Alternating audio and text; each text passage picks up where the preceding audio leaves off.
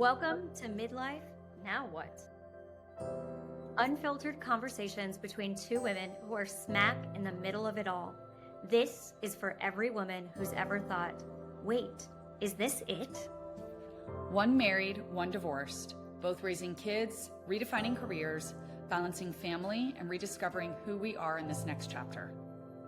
We talk about everything no one posts about, from identity and relationships to purpose, parenting, and all the shifts that come with it. Because midlife isn't a crisis, it's a reawakening and a reconnection. Some days, it feels like starting over. Other days, it feels like finally coming home to yourself. Either way, you're not alone. So grab your coffee Or your wine. and let's get honest about all of it. Midlife, Now What? Wherever you listen to podcasts. Hello, and welcome back to another episode of Midlife, Now What? We are very excited to chat about today's topic. This is something that has been coming up for Erin and I a lot lately. And I was like, we have got to interrupt the schedule and do a podcast all about career pivots. This is something that really jump-started Erin and I even starting this podcast. And I've had a lot of conversations lately with women who are like, oh my gosh, I need to find a new job. Oh my gosh, I have to go back to work. Or I need to earn more money, or my spouse or my partner is going to lose their job. So we thought, you know what? If this is the conversations we're having and how we're feeling, I bet a bunch of other people are also feeling the same way, especially with the way the world continues to revolve and life just getting so expensive. So we are going to share our journey. We're going to start back from when we were little kids and what we wanted to be when we grew up, and really how our careers took off, evolved, and then when we had to make necessary pivots for the betterment of our family or finances or just because of midlife. So without further ado, I am going to start by interviewing Erin today, and she is going to be sharing her story, and then I too shall share mine. So Erin, thank you so much for being on board with getting vulnerable and sharing the nitty-gritty and the financial side, the emotional side, and everything that comes, as we know, with making a huge career choice. So I know just in our conversations, you have always been career focused. I mean, you've got a PhD, et cetera, et cetera. So I'm really going to kind of turn this over to you, but I would love for you to share with our listeners your journey and how you got to have your PhD, and then how you've had to make some career or a career pivot just in the past several years because of the needs of your family. Yeah. Well, you mentioned, what did you want to be when you grew up? Just like every little girl, I wanted to be a fighter pilot. So I grew up overseas. I went to an American school overseas. So I was an expat brat.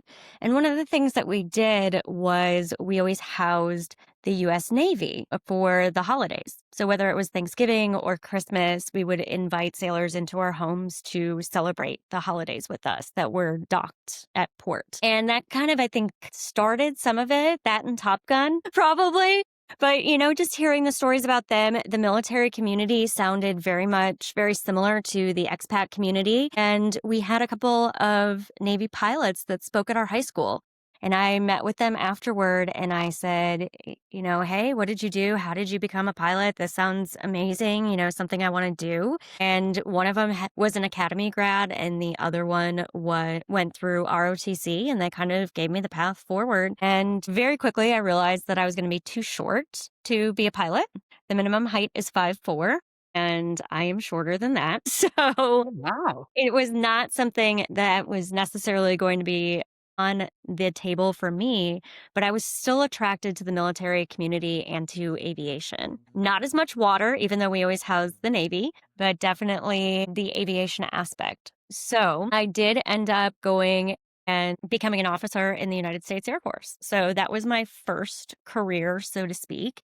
And that is also where I met my husband. So we met in the Air Force. I had a career in the Air Force. And then he got his dream job in Louisville, Kentucky. And at around the same time that he got his dream job in Louisville, Kentucky, they were asking people to get out of the Air Force. And so I said, okay, you know what? Let's go. It's time to start a family. And I ended up raising my hand and taking the money and leaving the Air Force. So if you're in the military community, it was VSP, voluntary separation pay. I took that and I moved across the country. We were stationed in California at the time, and I followed him to Louisville, Kentucky. And when I transitioned out of the military, I actually had a really hard time finding a job. I was told I was overeducated and underexperienced. When I was in the military, everything was very career oriented. You went and you got, to be an officer, you had to have your bachelor's degree. So I already had my bachelor's degree. I had started on my master's before I became an officer. I completed my master's and then I went ahead and because the Air Force would pay for it, I went ahead and completed my PhD. Well, I was active duty as well. So I had a PhD. I thought that was going to make me more marketable when I left the military, but it actually did not. It negatively affected me because they said that I was overeducated and underexperienced. So after my PhD, I always knew, or while getting my PhD, I always knew that I wanted a job in that field. My PhD is in organizational development and leadership, but it was not something that was necessarily easy for me to get into. So I became what I like to call an accidental entrepreneur. I did a lot of consulting work. I did a lot of contracts. I taught at a college level for a while. In fact, I did that full time. And then ultimately, in the long run, ended up landing the dream job that I'd always wanted while I was pursuing my PhD. And that was as the director of leadership and organizational development. So pretty much exactly what my PhD was in. I finally landed it. And just a couple months ago is when I had to leave that job. So how old were you when you got your dream job? How old was I? 37. So had Yeah. you yet started a family? I had started a family. Yes. So I could go into so many more details, but I didn't want to ramble on about my life and my career, right? But when I started my family, I was an entrepreneur doing consulting work. That's when we started. Actually, it was right after I left the Air Force that we started trying to have a family. And so I was doing consulting work. And I think it was when I was pregnant with my second or shortly after having my second child, I have three, is when the University of Louisville asked me to apply for a full-time position as a professor. And so I became an assistant professor at the University of Louisville. Ended up having my third child in January of 2020. Oh, COVID wow. hit. 1 week after I came back from maternity leave is when the world shut down.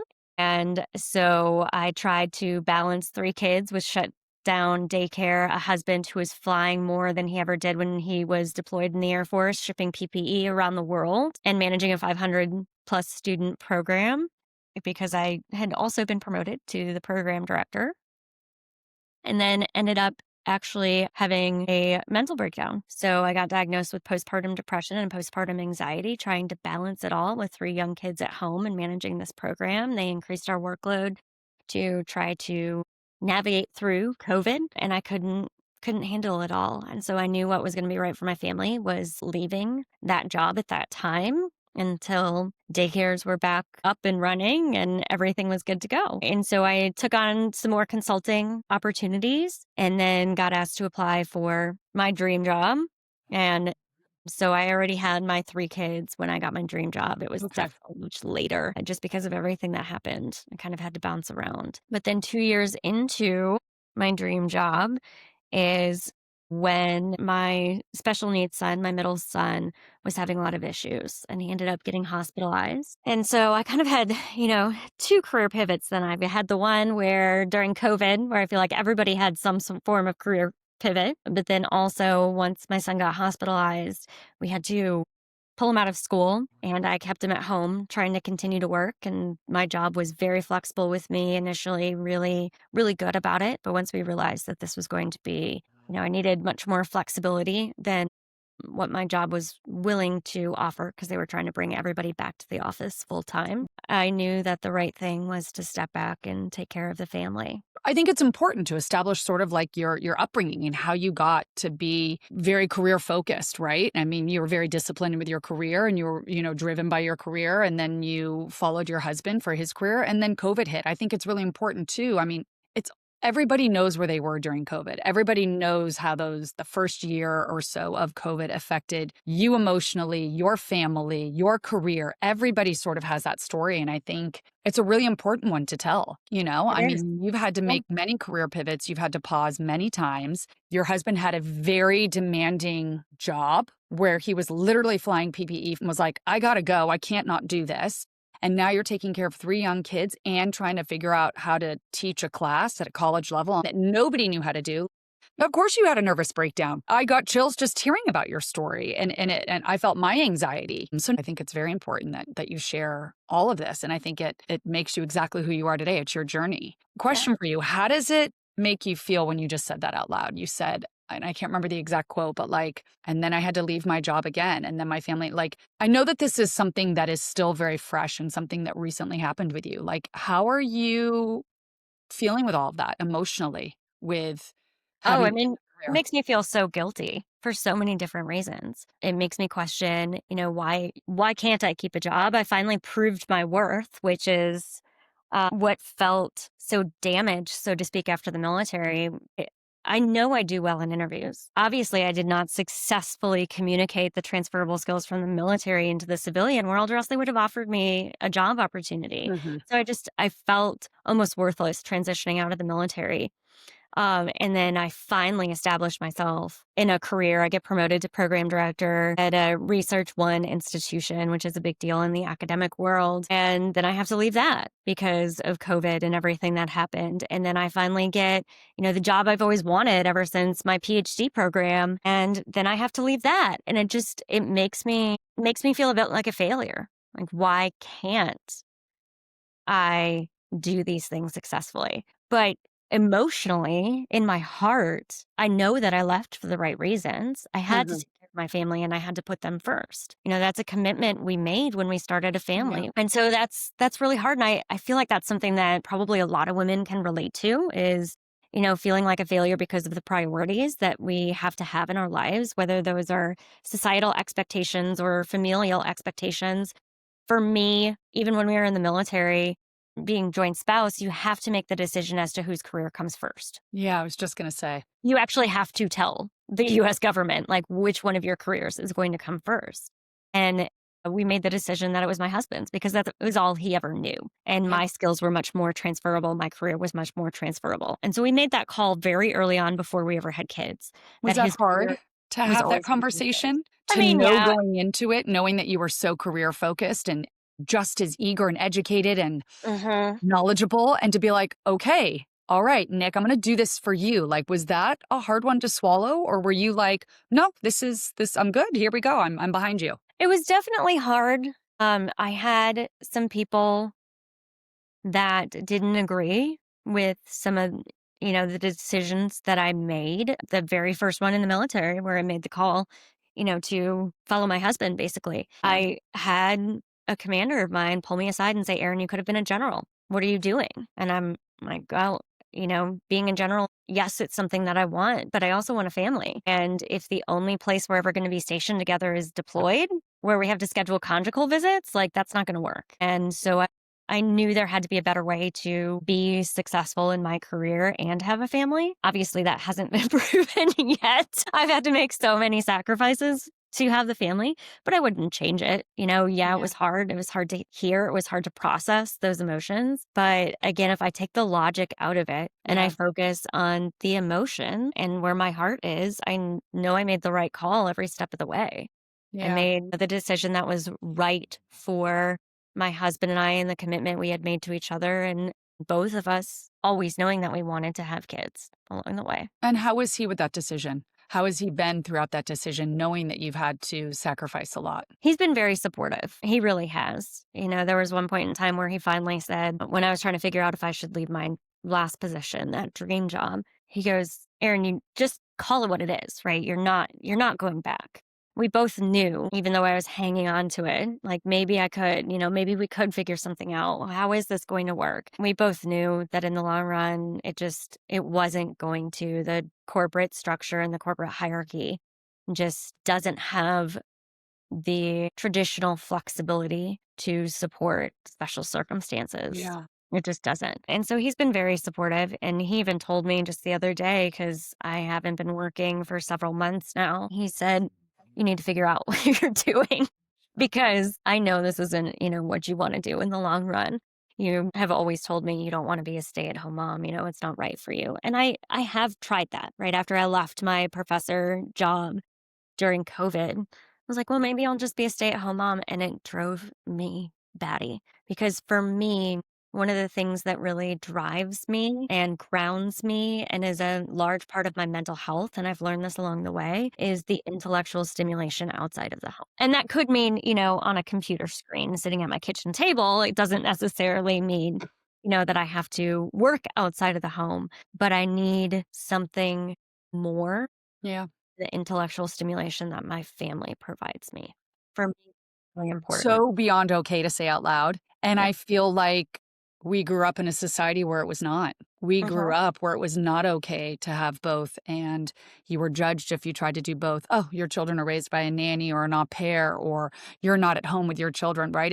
It's such a balancing act. And Yeah. I think it is so like more power to you that there's nothing wrong. There's no shame. There's no guilt. There's no that you should ever feel because you want to be stimulated, because you want to be challenged, because you want a career. Why can't you have both? Men have it all the time, right? Our husbands, Mhm. our partners, they get to go out, they get to have a career and be successful and be a dad. Why can't we do both, right? It's back to that balancing act again of like women doing it all, trying it all. So I commend you for saying that out loud. And I think that that is 1000% okay. And no woman should ever be judged, punished, any of that because she wants both. Yeah, I agree. And what I've really had to come to terms with is that career just needs to have a different definition. It's not the definition that I grew up knowing career as, which is being loyal to a job, climbing the corporate ladder, etc., which was always very motivating to me, having something that was perceived as successful. Mhm. But that definition of success really needs to come internally. We talked a little bit about that in the Dr. Erin episode that we Yeah. did. And I have had to define that for myself and realize that that definition of success doesn't always have to come with the traditional definition of career. Yeah.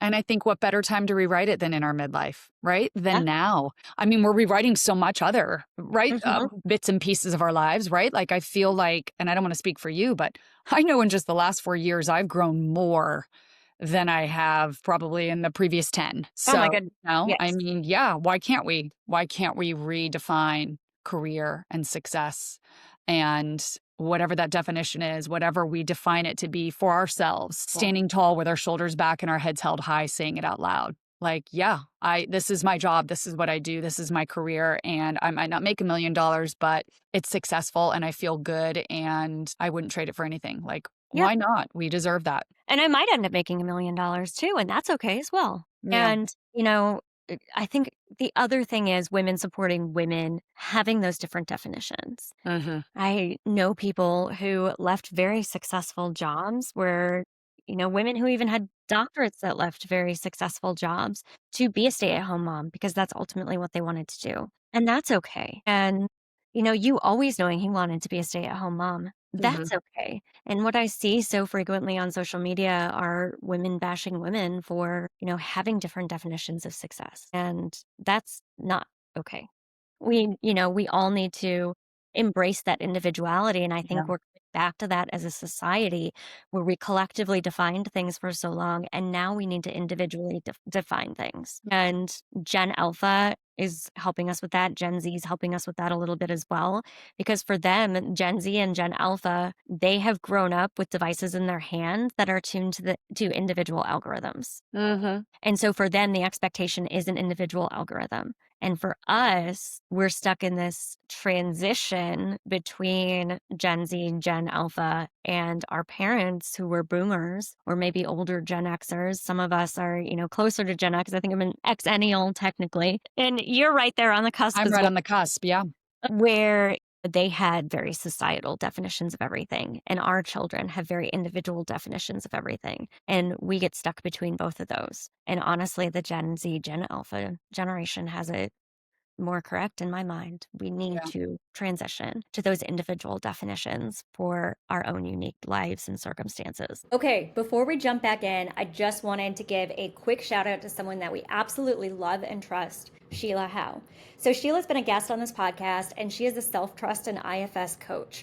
And if you've really been feeling stuck, disconnected from yourself, or like you're doing all the work but still not getting somewhere, She's absolutely the right person for you. So, Sheila's giving a great deal to all of our listeners. You can get a free discovery call plus 40% off your first session by using the code Midlife Now What.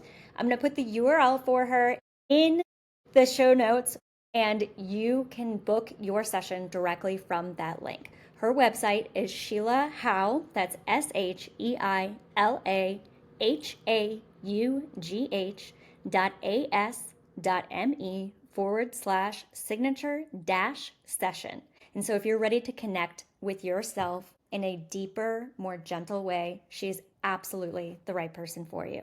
Now back to the show. Thanks. Yeah. So well said. I mean, it's so true. And it's just to kind of segue with, right, those different generations and those different norms and society pressure and all that kind of stuff, right? I grew up in a household where my parents divorced at a very young age. I was not even one. Sorry, when my parents got divorced, it was, my dad left. My mom was a single parent and she had to work. She's like, I got to go. I got to work. It was me and my sister at home. And so we were put in the after school daycare. We were put in the after church program so that she could work and pick us up at 5:30. And so I remember people saying, "What do you want to be when you grow up?" And I was like, "I want to be a stay-at-home mom. I want to be a stay-at-home mom because my mom couldn't be, because my mom wasn't there." Now, looking back, great childhood. My mom provided for us. It's not like we were abandoned. It's not like we went without. I just remember missing my mom like crazy. And so I was like, I want to have a really big family, 4, 5, 6 kids, and I want to be at home with them. And I want to be making cookies after school and all that she couldn't do because she had to work. So I never really had the focus of a career. And I remember my mom saying, if that's what you want, if you want to be a stay-at-home mom, make sure you marry a good man and make sure that he, is on board with you staying at home and that you can financially afford it. And I was like, okay, mom, right? Just kind of nodding my head and going along to the beat. And I knew that I wanted to go to college. So I went off to college and then moved to New York and was like, I guess I have to have a career. I have to have a job, right? But I was never motivated to be a CEO, to be the head of a department, to make millions of dollars, to be super successful. I wasn't pushed for that. I wasn't wired for that. I graduated with good grades, but it wasn't important to me. But I also, too, wasn't like, oh, got to find a man so I can have kids. I just wasn't motivated by my career. And then, fell into publishing and I worked and I lived in New York City and I loved it. And I just kind of sort of fell into publishing and did marketing and did events and sales. But I remember when I met my now ex-husband, I was like, yeah, I don't want to work and I just want to have a lot of kids. And he was like, okay, sounds great. And I remember when we got married, I was like, I'm going to quit my job. And he was like, no, you're not. You have to keep working till we have kids. And I was like, oh, okay. So I worked, made good money. I worked for Elle magazine. I did fashion ad sales for them. But I remember just counting down the days till I didn't have to work again, until I could just be at home with my babies. And we had kid after kid after kid after kid. I mean, our kids are 17 or 2 years apart. I have 4 of them. But then it hit me. I had my kids. My youngest one went off to nursery school and I was like, now what? Now what am I going to do? I don't want to be a stay-at-home mom anymore. I'm tired of making cookies after school and picking up diapers and going to lunch with girlfriends. And like, what about me? I want to have a career. So I sort of fell into this like side hustle. I sold jewelry for Stella and Dot. I sold beauty counter. I went to events. I made a little bit of extra income, knowing that my number one priority was taking care of the kids, picking them up from school, putting dinner on the table. And I was great and fine and dandy with all that. And then a girlfriend of mine came to me and was like, what about starting your own boutique? I do that. And you can buy it wholesale and sell it retail. And I was like, okay. And that launched the boutique, that launched Curated Closet. And it very much started out as a side hustle because I was a full-time mom. Jim worked in the city. And yeah. And then COVID hit and everything was online. And so my business just sort of took off from there.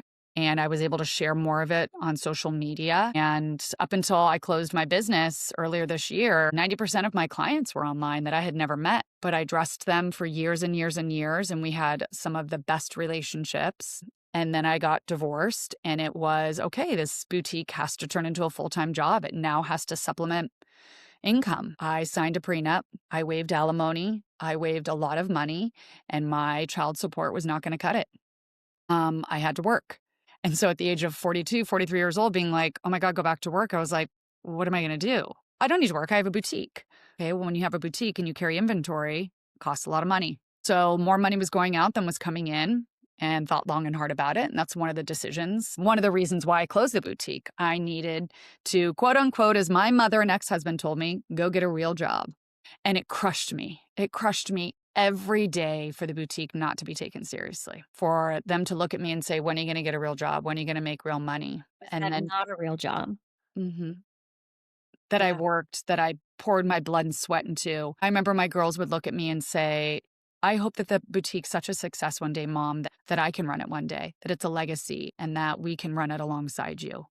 And then I remember my oldest son coming to me and saying, Mom, it's time to go get a real job. You need to make money. So, for somebody who grew up never motivated to make money, who grew up in a marriage that was very financially cushed and never really wanted for anything, and knew that in that divorce I would be leaving and that it would be a big financial blow to what I was used to for 17 years, but was okay with that. I was never, and to this day, not motivated by making money. And this is a problem I work through with my therapist all the time because I have a real hang up when it comes to money. I don't think that I'm worth making real money. I don't think that I have the education, the knowledge, or the ability to make real money. The thought of going to a 9 to 5 scares the crap out of me because then what if I can't pick Jasper up from the bus? What if I can't be there on a Saturday for a soccer game? So, like going and working retail or working like more of a different type of job that possibly works the weekends, and I'm not there with my kids. So my nervous system gets dysregulated. I get overwhelmed and I do nothing. I don't go and apply for the jobs or fix my resume or go out and look for that job because, again, the thought of a 9 to 5 and being a woman who works 9 to 5 and not being there for my kids scares the shit out of me. I did what every divorced woman does right when she gets divorced, and that was, I'm going to go get my real estate license. And I am also petrified of tests. I'm scared to death of tests. I get overwhelmed with tests. I was never a good test taker, SAT, TBS growing up. They scare the shit out of me. I don't know how to study. I got great grades, but I can't take tests. And any job or position where I have to take a test at the end, and I will just totally panic. And that's what real estate school is. And I went to 2 weeks of the class. And I remember leaving there, it was about 2 years ago, and just in a total panic because the instructor would constantly say, you need to know this, it's on the test. You need to know this, it's on the test. Don't forget you need to know this. And I quit. I was like, I'm done. I can't be a real estate agent. I can't take a test. I can't do this. And then it was hearing from my mom and my ex-husband, I can't believe you quit.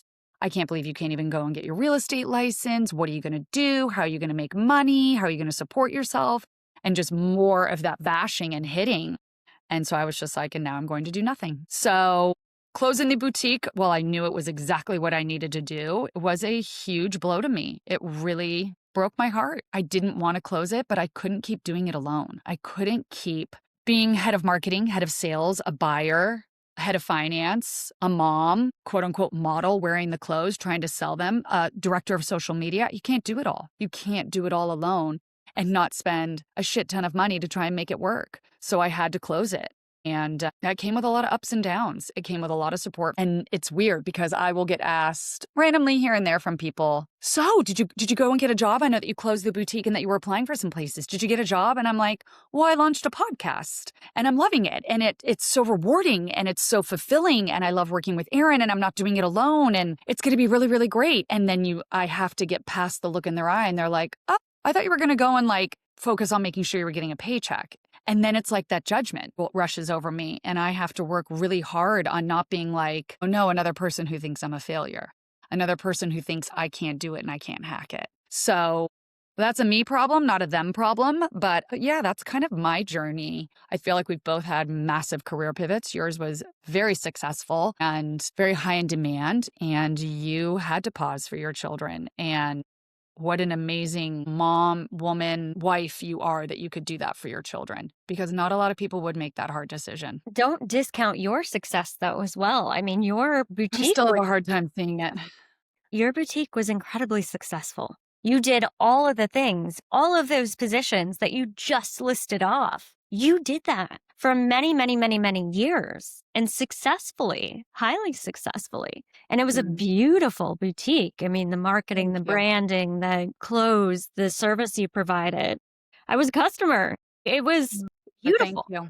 And it was wonderful. So don't discount your success because of what other people say as well. Thank you. success is not because of a paycheck. If success was because of a paycheck, we'd all be failures, basically, Mhm. except for, the top maybe Yeah.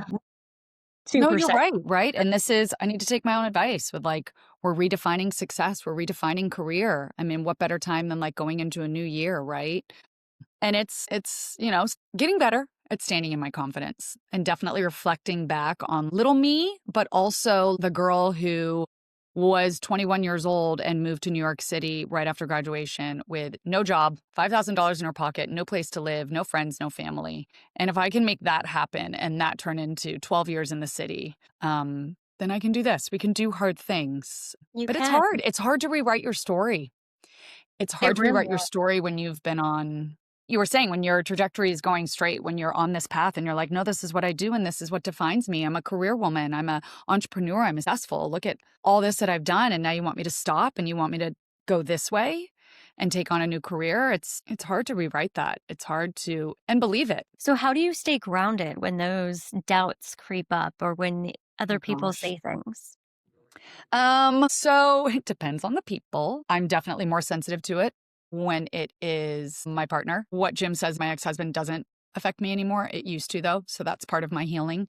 And my mom, because my whole life, as far as I can remember, she I feel like has always expected or wanted me to do more. What I have been missing and longing for since I was a little girl was someone to support me emotionally and believe in me. And maybe you don't necessarily agree with the way I'm doing it, and you can definitely share your hesitations and your insight, but you're not bashing my dream. You're not bashing what I've built and what I'm trying to do. And you're not saying, well, when are you going to do something? When are you going to start to make real money? When are you going to, grow up and get a real job? So, what do I do to ground myself? I stop and I ask myself, is this a them problem or is this a me problem? Is this trigger coming from a place of fear? And my younger self is responding to it? Or is this coming from a calm place where my adult self is like, you know what? I can't pay my bills. It hasn't gotten to that, but like I can't pay my bills and put my ego aside and you're right, go get a job or I'm never going to not be able to provide for my family. So, mine's come with a lot of healing too, and I'm really working on manifesting my success, believing that I am worthy of success and that I am worthy of making real money and that I can stand on my own 2 feet financially. I mean, before I met my ex-husband, my mom paid for me to go to college, but I supported myself financially. I never, there were no grandparents, there was no dowry, there was no trust. It was me. It's always been me. So I knew leaving my marriage because so many people said, what are you going to do? What are you going to do financially? I mean, you're going to have to give up the big house. And what are you going to, and I was like, I'll be fine. I'll be fine because I was fine going into it. I'll be fine coming out of it. And I'll, in return, have my happiness and 4 healthy, beautiful children. So I'll be in a much better place than if I were still in it. But that's a hard pill for a lot of people to swallow when you become accustomed to a certain lifestyle. But that lifestyle never drove me or motivated me, nor would I stick around for it and give up happiness and so many other things. What would you say to women who are feeling behind because of the Mm. pressure of other people's words Oof. and they're starting over, whether it is a career pivot or a divorce or something else? That is a really good question. I would say to give yourself a lot of grace because no divorce is the same, no career pivot, no big life change, aha moment, crisis, however you want or need to define it for you, will be the same as anyone else's experience. So give yourself grace. Be patient with yourself, be kind to yourself, protect you as much as you can. And if that means being a little selfish. There are many things I would have done differently during the beginning stages of my divorce and my separation.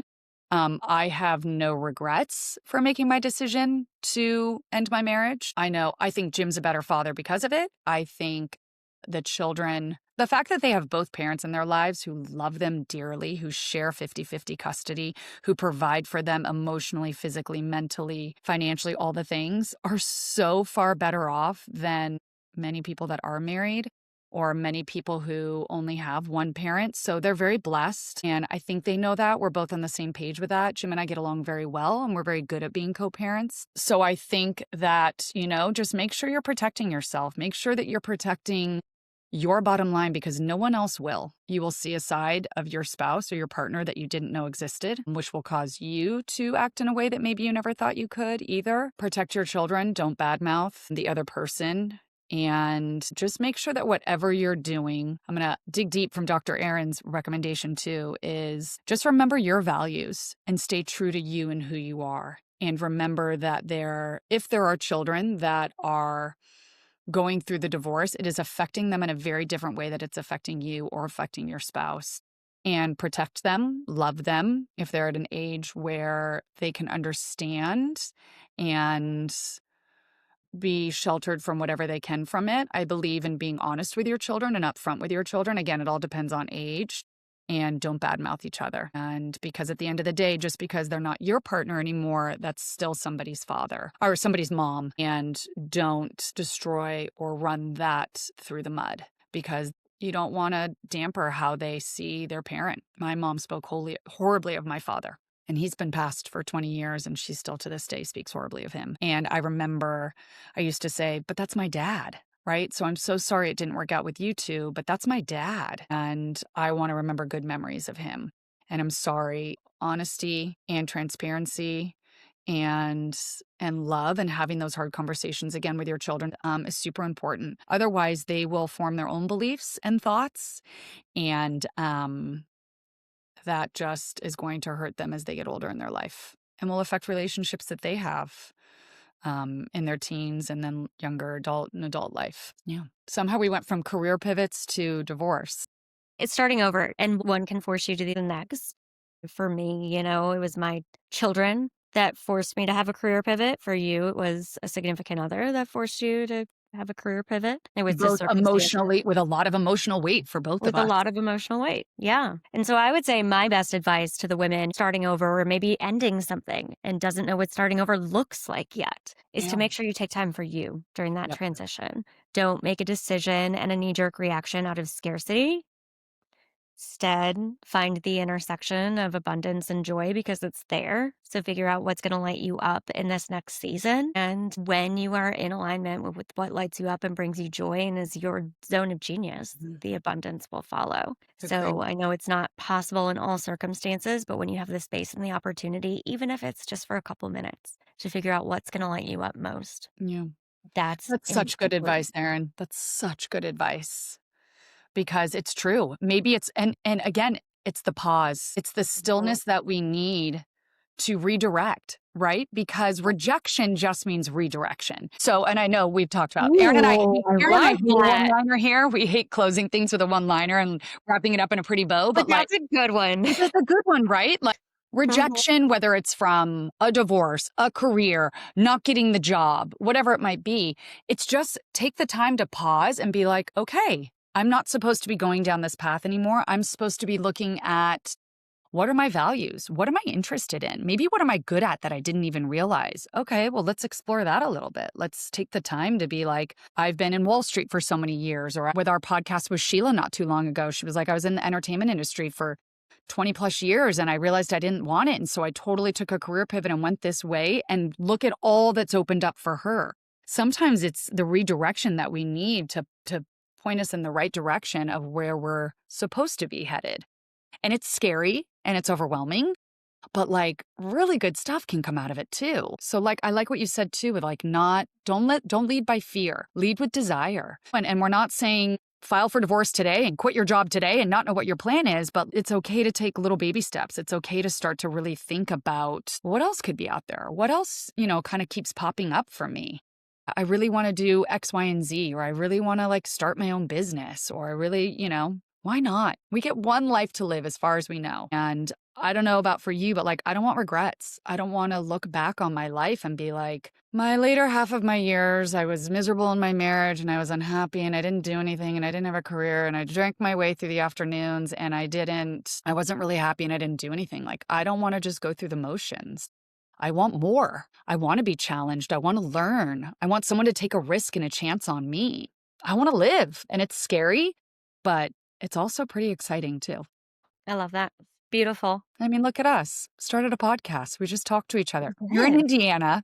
I'm in Florida. And we just talk. And We made it happen. We made it happen and it feels good. Yeah, And I feel like every time we're done recording something, I just get more empowered and I do the too. possibilities are endless. We could talk about whatever here. And we get comments from you guys all the time from listeners that are like, keep it going, keep it going. I love it. Yes. I love what you guys are talking about. Thank you for having the hard conversations. Thank you for talking about everything no one will talk about. Not a lot of people have girlfriends or sister or brother or parent they can turn to and be their open self without being judged. Yeah. And we want this podcast and this space to be just that. I think that's a great way to close us out, which is, communicate with us. Let us know what your career pivots have been, how you have survived that career pivot, and what advice you may have for other women who are going through it. Maybe we can feature a few of them on our social media. I would love that.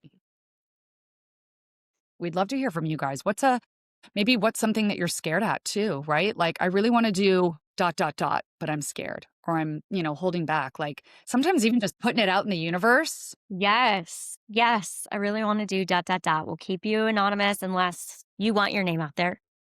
And look, we can have a conversation around it, I mean, Erin and I are more than happy to have conversations about that. And I know that Erin and I have been on the same page too with like the podcast possibly turning into a live podcast or where we're bringing some of you guys on and having those hard conversations and supporting one another. Let us know if you want to do that. Maybe we can do a Yeah. poll on social media too about that. Would you Yeah. like a live podcast? Right. Let us know. So reach out to us. The way you can get in contact with us is hello@midlifenowwhatpodcast.com. And then on Instagram, we are midlife.nowwhat. Send us a DM in Instagram. Slide into our DMs. Slide into our DMs. Yes. Slide into our DMs or send us an email. And we want to hear from you. Awesome. All Thank you right. guys so much. Until next time. Until next time, Happy New Year. Happy 2026. Yes. Happy 2026.